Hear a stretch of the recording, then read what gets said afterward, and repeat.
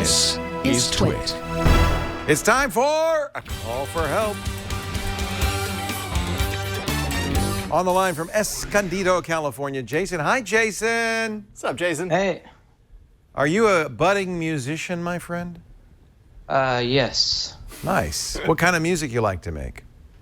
Electronic music. Yeah. Excellent.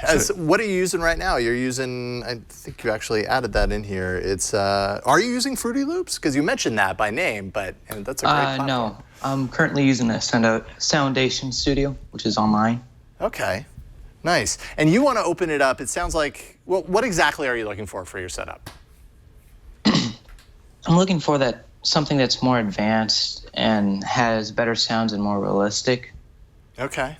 So Fruity Loops, just for the ignorant dummy over here, is a looping program. So it takes instrument sounds like da da da da da da da, and you can loop them, you can extend them. It has drums, it has a variety of different instruments, and you can make beats, you can make EDM, you can make a variety of music just by taking those you don't have to play an instrument, you just take those existing loops and mix them together, That's a component of it. You know, a lot lot of the DAWs and music production software. Digital Audio Workstation. There you go. Sorry, I'm so used to just saying that.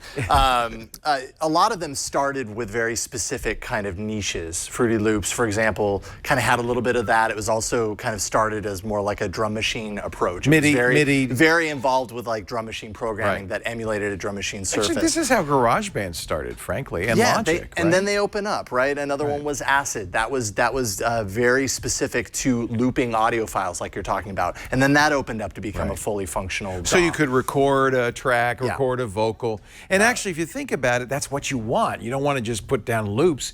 You want to add your own custom vocals. And they have to keep improving these things and give you a reason to buy the next version. And ultimately, over time, users get really used to the workflow of that particular suite, and then they want these extra features. And what you end up with is a lot of apps that more or less do the same thing, but they offer different strengths, or maybe they're tailored better to certain types of musicians. Ableton Live, for example, is all about live performance. Some people use it like a straight-up digital audio workstation, but it's really strong for Pro that. Tools is a recording tool. So when you made your album Yellow Gold, you would record the tracks, mix them together, overdub, things like that. Yeah, and Jason, it so has what is it you're looking for, a looping program or all of the above, or? A producing program that I can use to produce music and all that. Okay. So you're going to perform it, or others are going to perform it? I mainly just upload my music online. Okay.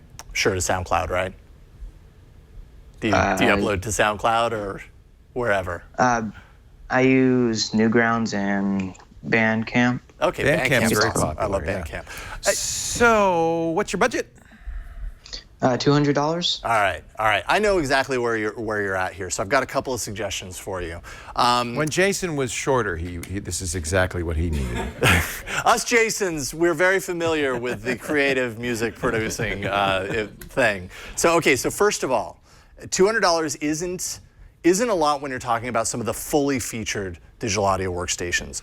Thankfully, there are kind of different levels of DAWs that are supported. So for example, PreSonus Studio One Artist.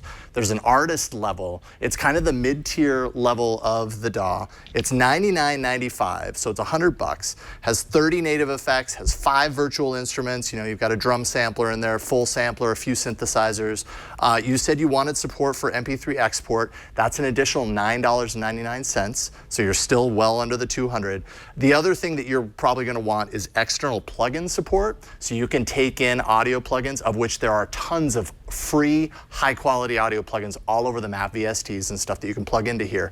That's an additional $79.99. So when you factor all that together, you can get a pretty decently stocked Studio One Artist for right around $190 that supports everything on a basic level and really pulls you into kind of this modern production environment. Now, I'm going to get really geeky on you, because you could, if you're a Linux user, there are open source solutions that are completely free. And I'm not a musician, so I'm going to defer to Jason on this, but I hear a lot of people talk about Ardour, A-R-D-O-U-R. It's a full DAW. Actually, I think they have OS 10 and Windows versions too. And it's free because it's open source. A lot of times when you look at things like GIMP as an open source alternative to Photoshop, They're hard to use, hard to learn. Yep. And yet, once you learn it, people go crazy with it. go. Have you ever seen Arter? I don't know. You use commercial stuff, right? I've never worked with Arter, to be honest, and I had not heard of it. The beautiful thing is that you have a lot of options along this line. Right. My other suggestion is probably my main suggestion for you. This is my, when you're done with this show, do this right now and check it out and see what you think, because I think you're going to love it. It's called Reaper. And I have not personally used Reaper, I've heard such but it good comes things about highly this. recommended. Yeah. It started in 2004, entirely bootstrapped, no marketing budget. It's inexpensive too. Well, the pricing model is amazing, actually.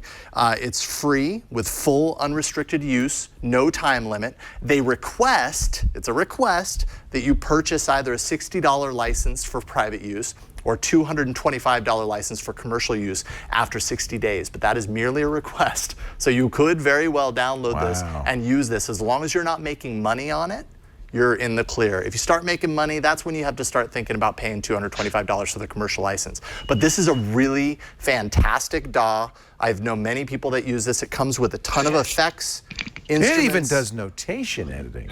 Yep, and it's got notation editing. They're calling me right now. His dad's checking in with him right now. We're saving your dad some money right now. With Tell Reaper. your dad we're getting free. But the best part, like I said, there are tons of free plugins that you can load into this because they support I downloaded multiple this ages audio ago, formats. and I really wanted to play with it. Never got around to it, but I am very intrigued by this. I mean, this is I think it's open source. It's an example of where you can. There's some amazing stuff out there. People who just want to help other musicians make music. Yep. And I mean, you know, they're definitely making money off this, but their pricing model is so wide and open that a lot of the users of it start free, and then they realize, well, this is obviously totally worth it. And really, their cost is so low. You know, it's $60 for the private use license.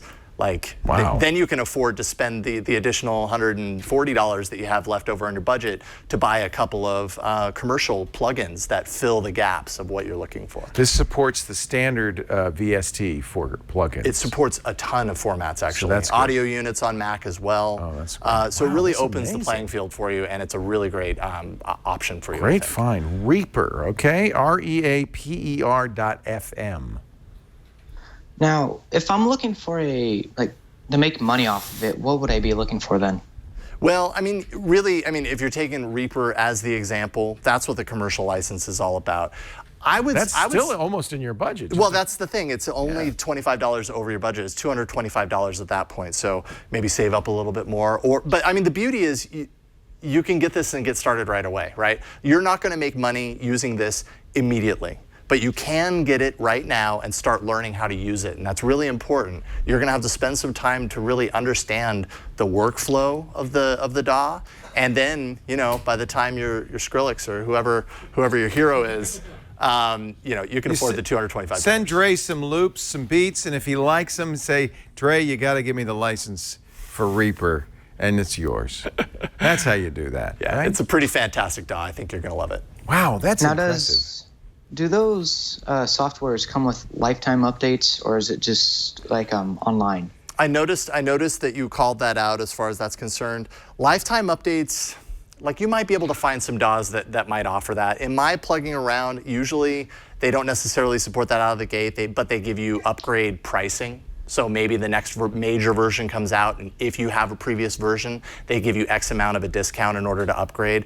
And with Reaper, I would imagine they say unlimited free updates through version 6.9.9. So once they upgrade to the next one, 7.0 update, right, and it'll be a whole nother $60. Yeah, which I mean, maybe even not that much. Which, to be honest, is lower than the upgrade price for most DAWs to upgrade anyway. Right. So there, it's just like, well, buy the next version. It's still only $60 if you even need to. I mean, a lot of times, out of the box, based on what you're using you can use that for years and years. It totally satisfies your requirements. Yeah, it's evaluated free for 60 days, but I think. Part of the issue, though, is if you wanted to work in the music industry, you'd need to learn Pro Tools. That's So you less need and to- less of an issue now. Is it? Yeah, there's a lot of cross exposure in the music industry. And I think just knowing how to make music on a computer Yeah. gets you a lot of the way there. Absolutely. They're using everything now. It's really just like jack of all trades. So Jason, tell your daddy can use the treadmill now. It's okay, we're done. And one last question. Sure. Am I able to like upload this or get it onto an SD card where if I'm going somewhere I can put it on a different computer? Yes. Make the app portable. I don't know if it's portable, but you can install it on any computer. Once you buy the license, you can install it. I don't know if you'll be able to run that entirely off an SD card, though. No. I'm sure you can. I don't think that you could do that. Because Especially they need scratch discs, Yep. they need a lot of storage, they need all full access to the processor. So you would install it on the app. Why, you thinking of going to camp or school or something like that? Sometimes, and if I just go somewhere and I'm like doing Yeah. nothing, I'd like to be able to do this. Well, maybe there is a portable version. You know, you might have your projects and your audio files on a portable drive. Then if you go somewhere, bring that drive with you. If you have to install Reaper, one of the benefits of Reaper is that it's a really low kind of file size install process. They made it low for a reason. Yes, Reaper has a portable build. Congratulations. Hey! You're our winner Never today. mind. Chicken, winner, chicken dinner. Yes, there is a portable version. I just looked it up. All right, that's awesome. Wow. See, solves all your problems. This is the greatest thing that ever happened to DAWs. And I don't even know what a DAW is. Jason, when you get Reaper and you make something, make sure and bounce it down and then send it in to us. Send us an email with a link because we want to hear it. Yeah, we'd love All to right. hear it.